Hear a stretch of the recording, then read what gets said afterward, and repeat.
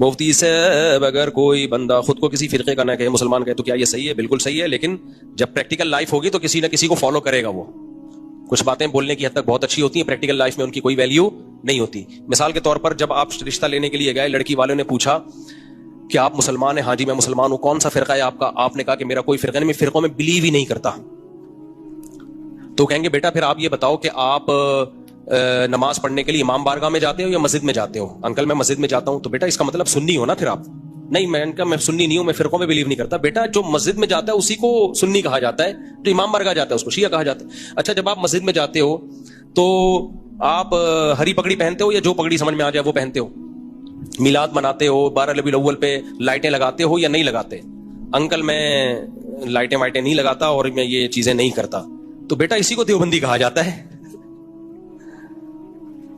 نہیں انکل میرا کوئی فرقہ نہیں ہے. تو بیٹا تم نے اپنا بھی ٹائم ویسٹ کر رہے ہو، ہمارا بھی ٹائم ویسٹ کر رہے ہو. ان شارٹ شروع میں کہہ دیتے میں دیوبندی ہوں تو ہم سمجھ جاتے کیا کیا کرتے ہو کیا کیا نہیں کرتے. تو کچھ باتیں کہنے میں بڑی دلچسپ ہوتی ہیں، پریکٹیکل لائف میں وہ نہیں ہوتی. جیسے انجینئر علی مرزا صاحب بھی کہتے ہیں کہ میرا کوئی فرقہ نہیں ہے، لیکن وہ کہتے ہیں میں اہل سنت والجماعت کے جو عقائد ہیں اور جو ان کا منہج ہے میں اس کو فالو کرتا ہوں. تو بھائی جو اہل سنت والجماعت کے عقائد اور ان کے منہج کو، اسی کو تو سنی کہا جاتا ہے، اسی کو تو سنی کہا جاتا ہے. تو یہ عجیب بات ہے. یہ ایسے جیسے نہ میں مرد ہوں نہ میں عورت ہوں. تو بھائی آپ مرد بھی نہیں ہو عورت بھی نہیں ہو تو کیا ہو پھر آپ؟ داڑھی ہے؟ ہاں جی میرے داڑھی ہے. آواز مردوں والی ہے، عورت کی طرف اٹریکشن ہے، تو اسی کو ہی تو مرد کہا جاتا ہے.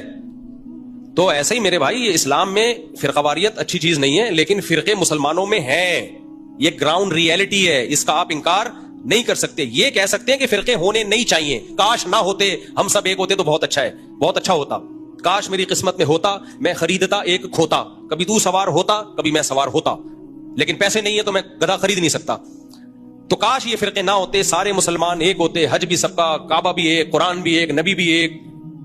تو کاش یہ فرقے نہ ہوتے. لیکن جب ایک ہے تو پھر آپ کو تحقیق کرنی ہے ان میں صحیح کون سا ہے اور غلط کون سا ہے. تو فالو تو کرنا ہے، باقی اس کی دم نہ لگاؤ اپنے نام کے ساتھ. جگہ جگہ میں دیوبندی کیا ضرورت ہے بھائی اس سے؟ کیونکہ اس سے فرقہ واریت اور بڑھتی ہے. جہاں ضرورت ہو شدید وہاں آپ یہ لفظ استعمال کر لو، جہاں ضرورت نہیں ہے تو نارمل سب مسلمان ہے بھائی. کیا ضرورت ہے ان ناموں میں کیا رکھا ہوا ہے؟